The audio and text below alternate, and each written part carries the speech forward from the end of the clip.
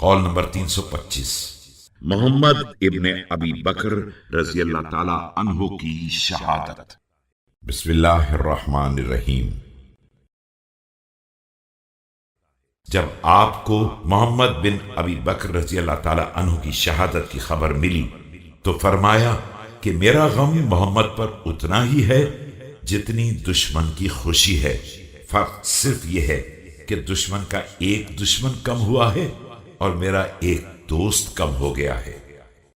When the news of killing of Muhammad ibn Abi Bakr reached Amir al-Mu'mineen, peace be upon him, he said, "Our grief over him is as great as their, that is, the enemy's, joy for it, except that they have lost an enemy and we have lost a friend."